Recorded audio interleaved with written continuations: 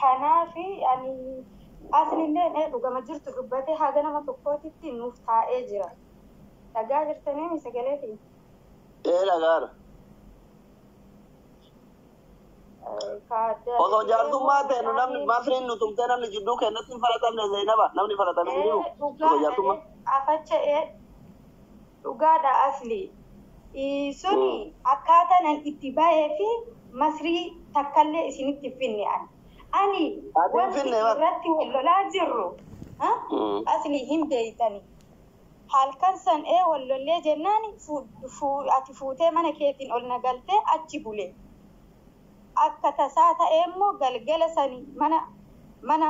أني جرو سني تجو في إني وفي جنان إنه هي بلا يعني زينبا نعم كون جلكنا دقيفدا زينبا أما سرت ولدنا سيسنا أصل ديسا يبيك كنا ميديا راتي سيدون يودو ويامو يولا فمتى قدن دامي يالله يو ربي ولدتي سين أرجس ولدت أرجوتني قرآن وجيراتني يو كان اللي نمو كبجان إنما وفي يو ولين قد فتى ويا واي ورا ميديا كنا ما جد دكتور أنا ليه وانت كان دبجوفا دبيتنا أما واي حاسو ميديا كوفا خاصة دبت يريد اللي نرياكي أك أثليت أكنا مجرى وجينات جرى أرارسوف أكجر الماء فيه وجينجرا تنقطشوا وانت أنا نقولين هنجرو هن دبه هم نكيا والله كنافي نموني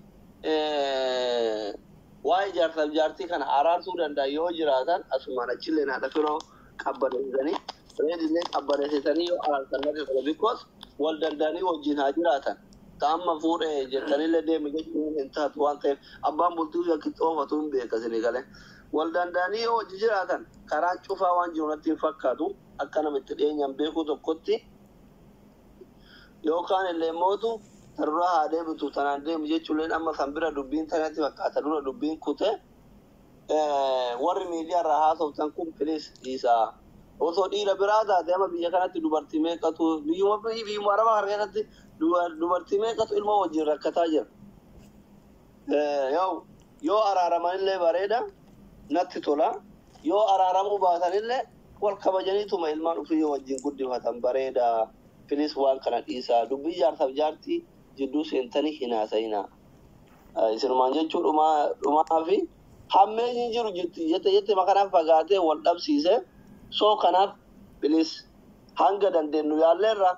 garuu mootu dubbii jaraa kana yoo rabbummaan laaffisee jarrummaa dhufii walilaafan malee dubbii jaraa bira waan danda'u natti hin fakkaatu. Kana mootu an dhugaa dubbachuuf yoo ta'e Zeynaba matu bakka waadaa walii seenarra naa dhaabatu hin aarti hin hinaafti hinaafan mootu qilee nama buusa jechuudha. Echi jetti walii galla achitti hin argamtu. Isa mootu keessi akka isinuu maqaan balleessitan dhiiraarsii kana hin beektan ergitanii bakka rakkoo isinii galee waa hunda dubbatanii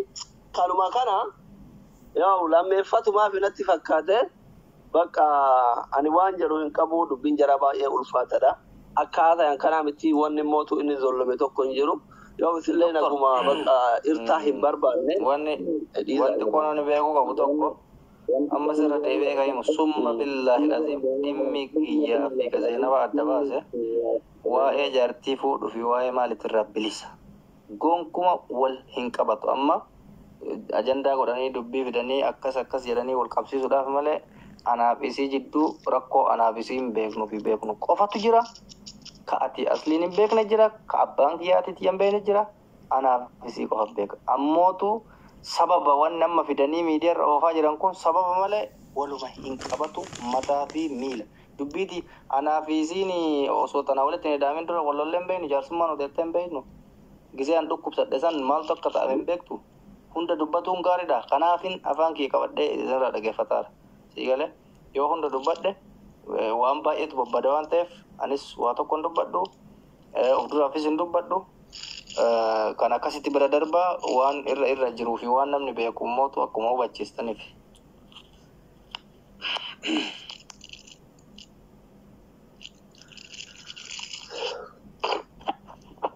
السلام عليكم. وعليكم السلام ورحمة الله. إنه حمزة عنده بتوا زيادة التربية في سبعين. اتفقي. أوكي حمزة يا الفاد قالتوني. السلام عليكم ورحمة الله وبركاته. كم جرتوا عندك سنيجو. أني وان جتشو في البيت تبديل ما تكوني جتشو بربادو إما ما تجتشون إما رجتيرتا في سماهو إما جارسا جارتي جتشون إما بارسونال كيزيتي إما إكيتي أنفع كان نما لما جدو في ربي لما قف برجل في سماهو على مناتي في أبا مناجتشون كانسر إساني تيسا أمبيكا إسان لمان جدو جرتي إسان لمان لما إسان لمان جدو جتشون إما سيري قف إسان لمان تولي بيك كسنة دبري بيك أموتو رب معالما قف جتشون رب ما تقدل عليه إما إسان لمان جدو يجيرو أرق ilmi namaa ija gara biraatti ilaalee si jidduutti maaltu ta'ee si jidduun maaltu uumame beekuu hin danda'u arguu hin danda'u. Waan hin beekin tokkorraa dubbachuun anama fakkeenya akka nam tokkootitti dudduuba taa'ee waan keessoo waan sanii hin beekin irraa yoo dubbatu itti na gaafachiisa. Rabbiin birattillee nama birattillee sababbiin isaa waan irraa dubbadhaa jiru sanii ragaa sababbii hin qabneef jechuudha. Waan ragaa hin qabne tokkorraa dubbachuu rabbillee na dhoorka ilmi namaallee na dhoorka. wanni an dubbadhu sunii fi wanni ta'amaa jiru sun yoo kan wal faallessu ta'e itti naqaanfachiisuu danda'allee sababbii ta'ee baruu jecha. Maaliifi wanni sooshaal miidiyaa kana gubbatti dubbatamu taatee waan sanii ragaa ittiin qabu dubbachuudhuma malee jara kenna keessumaafuu warri mana banatanii as gubbatti mana banataniitiin dhimma kana oluma fudhatanii amma fakkeenya reedii yeroo ammaa kanatti rabbi haa argu warri koomentii illee warri narraa dubbattanillee rabbitti isin dabarfadhe rabbii guyyaa qiyaamaa gaafa jedhe wanni waan kanaa ol nama gaddisiisuu fi wanni waan kanaa ol nama sodaachisu hin jiru. Sababbii waan kanaa dhimma isaan lamaan jidduu jiru jaarsa isaan jidduu jiru keessumaafuu jaarsolee isaan bira jiru yoo ta'een alatti jaarsoleen biyya ambaa teennee as Ameerikaa kana teennee biyyoota Arabaa biyya biraa keessa teennee mana banannee waa'ee isaanii irraa dubbannu ragaa haga xurii qeensatan hin qabnu yeroo kana keessatti ammoo itti si gaafachiisa itti si qaanfachiisa yoo nama aqlii fi sammuu qabu taate jechaadha. Kanaaf ila abdi dhugaa keetti abdi dhugaa keetti amma waan ana emi fakkeenya fan amma akka hiriyaa isaan abanii tokkotti waan isaanirraa waan hafe tirfi nama beeku an fakkeenya nama beeku miti. Akka isaan wal dhaba qaban hin beeka girgirri ka'uu hin beeka maaliif cal'isee gaafa isaan wal dhaban illee akka hiriyaatti haga tokko araartaa ture akira mootu ijoolleen hedduun na gaafate nama guddoo baay'ee na gaafate maal dhaasanii keessa na gaafate baay'eedha jechuudha. Warri maaliif